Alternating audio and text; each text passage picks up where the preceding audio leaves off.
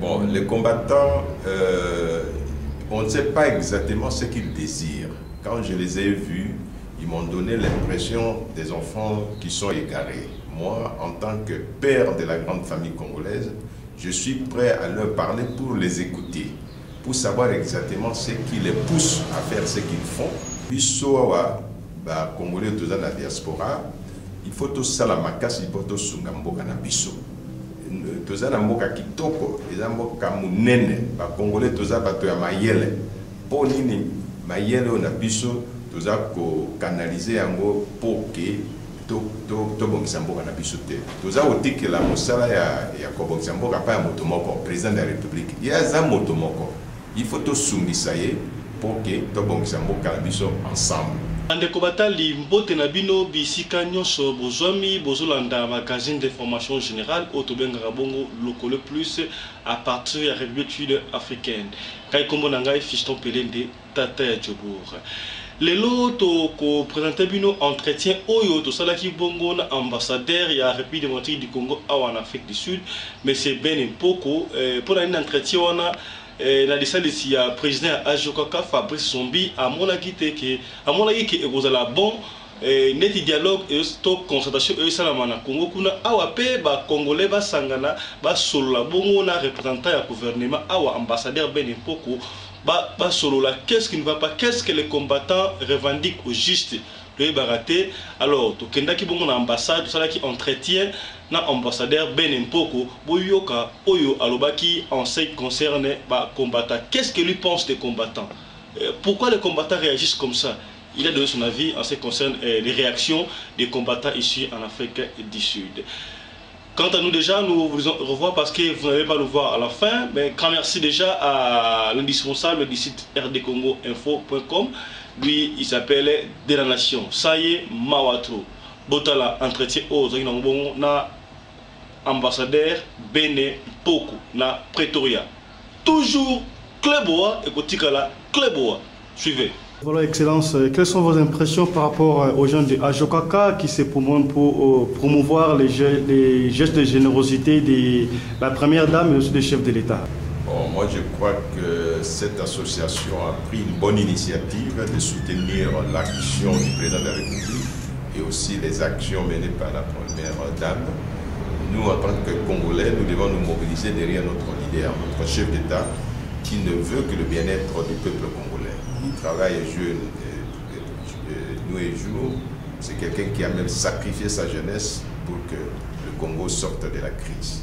Donc, votre association qui aujourd'hui est en train de soutenir le président avec ses actions, c'est vraiment une action louable.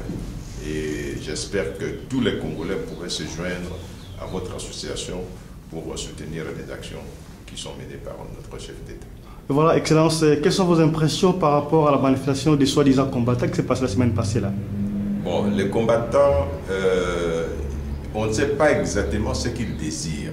Quand je les ai vus, ils m'ont donné l'impression des enfants qui sont égarés. Moi, en tant que père de la grande famille congolaise, je suis prêt à leur parler pour les écouter, pour savoir exactement ce qui les pousse à faire ce qu'ils font, pourquoi ils tapassent les gens, pourquoi ils menacent les gens, pourquoi ils insultent les gens.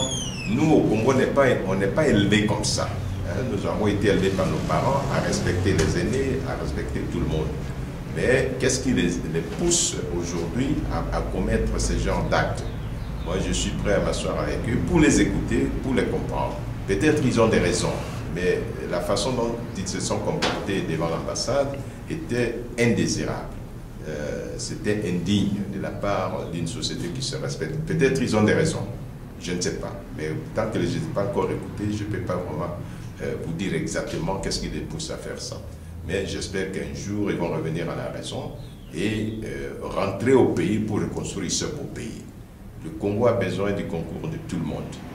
Le Congo a besoin de la jeunesse. Le Congo a besoin de ses membres qui se trouvent dans la diaspora. Donc, si ces jeunes gens, s'ils aiment leur pays, qu'ils rentrent et mènent des actions de reconstruction dans leur pays. Il ne faut pas s'asseoir quelque part et attendre à ce qu'une seule personne, c'est-à-dire le président de la République, République fasse le travail de tout le monde. Vous voyez, le président Kennedy a dit, dites-moi ce que vous pouvez faire pour votre pays, mais ne me demandez pas ce que le pays peut faire pour vous. C'est-à-dire, nous tous, si nous devons construire ces grands bâtiments qu'est le Congo, chacun doit apporter sa petite pierre, chacun doit apporter une petite brique pour la reconstruction du pays. C'est ce que j'attends des combattants. Mais les actions qu'ils ont menées devant l'ambassade sont pour moi vraiment indésirables.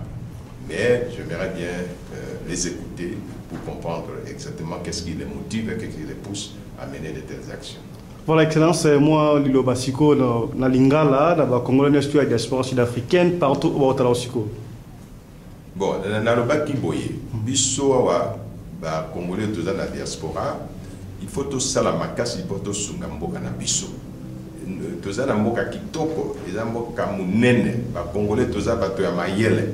Pour nini mayele on a biso, tous ko canaliser yango pour que to bongisa mboka na biso te. Toza otikela mosala ya ko bongisa mboka pa ya moto moko, président de la République. Il y a za moto moko. Il faut to sungisa ye pour que to bongisa mboka na biso ensemble. Donc ba Congolais baza na diaspora, ba école, ba ingénieur, ba docteur, ba technicien. Ba koki ko sunga, ba koki ko zonga na mboka ko sunga biso pour que mboka est bon. Ba balingi ko vanda na étranger, il n'y a pas de problème. Mais il y a la promotion dans le biso. Il y a la promotion. Il y a la promotion à travers le comportement. Ce qui est le comportement est malade. Ce qui est sérieux. Les Congolais sont sérieux. Ce qui est bengi bangote, mais ce qui est laxi bangote que tu as zoba. Vous voyez, tu as cette impression et ma bien donc il faut, le cas tous en étranger, biso surtout ça ambassadeur et biso. Donc on va juger pour cannabis à travers le comportement à l'étranger. Il y a un sengi, Congolais sur la diaspora qui va un comportement à l'amour, va traiter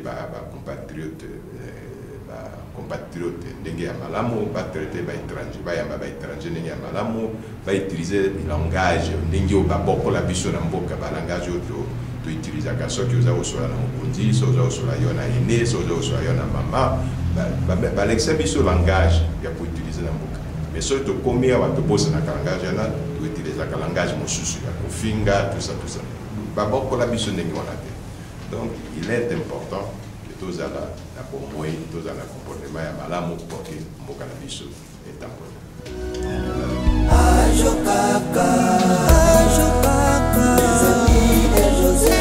Les amis de Joseph Kabila, c'est l'espoir du demain. Ça c'est vrai, il faut pas la jeunesse des Congos. On a Fabrice Tokoné les bambous. On a Mekateko baby sali sangala biso. Baso elongo, tosimana na mabaka. Toyika mpiko monguna esi ya koti. Totika biyoka yoka. C'est mon konzi na biso donc il te tokobongisa vision na biso. Ça c'est pour toi le docteur Kikilunu, secrétaire général. Moninga ya malamu bayebaka ye na ntango ya bisengo mpe ya pasi ya bosanaka moninga na ye te ajo kaka tobosani yo te le raïs kabange.